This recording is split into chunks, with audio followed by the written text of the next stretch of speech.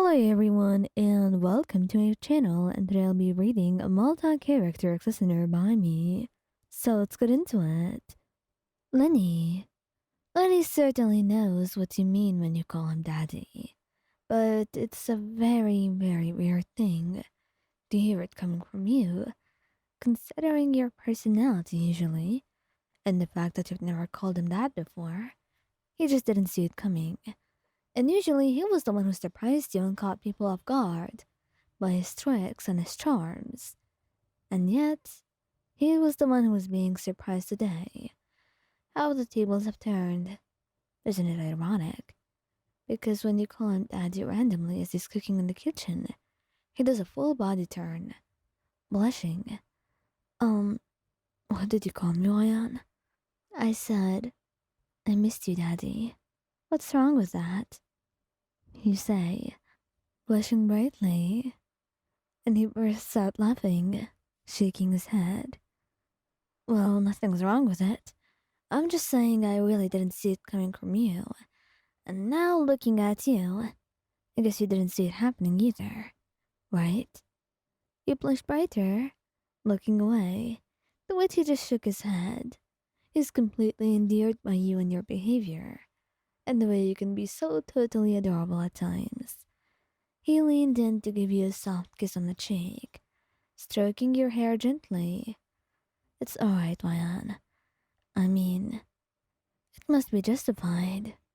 And maybe you do see me like that, he said with a smirk, and it blushed brighter as he cupped your face in his hands and leaned in, giving you a kiss and slowly deepening it. The two of you were lost in your own little world for a while.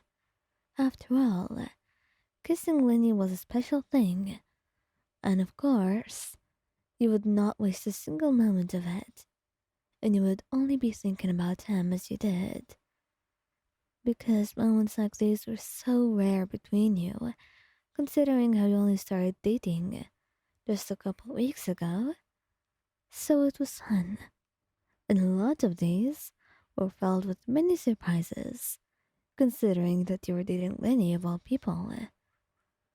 Venti? Venti was actually, well, he knew a lot of things. He even knew what daddy meant in this context. Yet, somehow, it managed to catch him completely off guard. Maybe because he didn't see it happening, because he did not expect you to say it. But, but maybe he thought it was kind of good too. Um, Lion, would you say that again?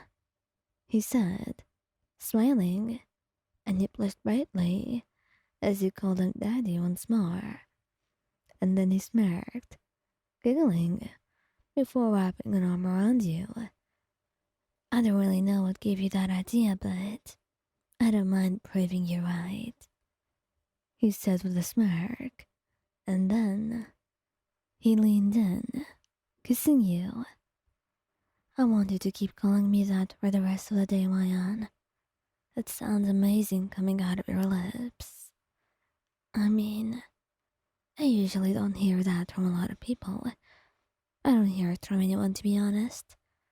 But hearing it from you, it's a special thing, especially considering what you see in me. So, try to keep that energy tonight, and maybe I'll have a reward for you, he said, and he blushed brightly, getting what he meant. It was totally a promising idea, and something you did not want to miss out on. So of course you agreed. And Venti never failed to deliver. After all, he never broke any of his promises, especially if that was a promise to you.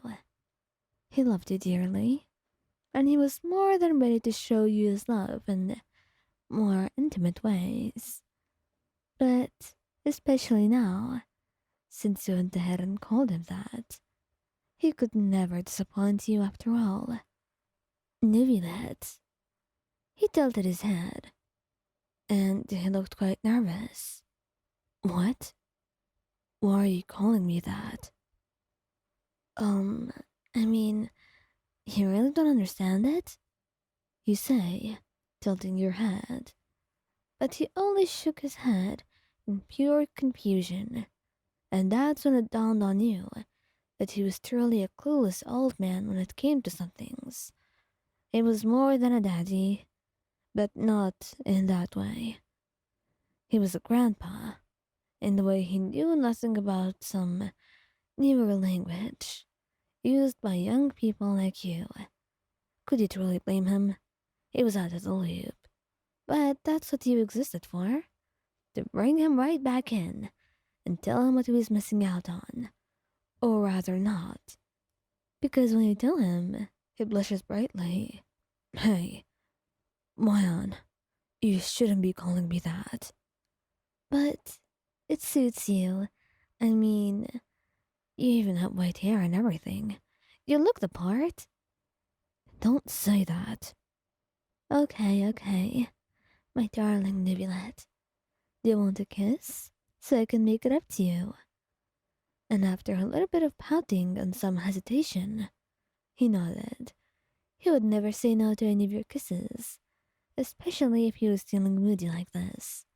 He just wanted you to, perhaps, keep asking more.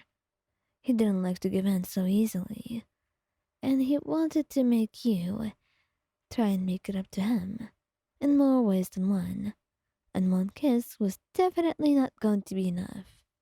He wanted more. Call him greedy, but he's only greedy for your love. Nothing more and nothing less. So I don't think he's totally wrong in this aspect. After all, your love is surely one thing to want. Xiao. Xiao had no idea what you meant by that. So when you called him daddy, he asked you to explain. And once you explained, he blushed brightly. Please don't call me that again. But why, Xiao? I mean, you certainly embody the vibe. Besides, you're old as hell. You just don't see yourself the way I see you. But I'm quite sure that you're daddy material. Oyan, I said not to call me that again. But, but it's right. No, it's not. I know I'm not. Now stop teasing me. Oh, Xiao. But I really am not trying to tease you. Could I do at least one more time? And after some hesitation, he blushed brighter, but he just nodded with a deep sigh. After all, there was no negotiating with you sometimes. Sometimes the best you could get was you just, well, compromising a little bit. And right now seemed to be one of those days. You're my beautiful daddy, he said, followed by a giggle. You just love to fluster him, and love to get on his nerves sometimes, seeing how pouty he gets, and how he just seems to get so shy over nothing. But you really won't call him that again if it bothers him so much. You just think he's really cute when he's shy, and when he reacts this way. And today, well, it was certainly special. So you did give him a kiss to make it up to him. He was still pouty for a couple more minutes, but you got over it pretty fast. And you were quite glad for that. You didn't want him to be sad or anything. That was the last thing that you would ever want.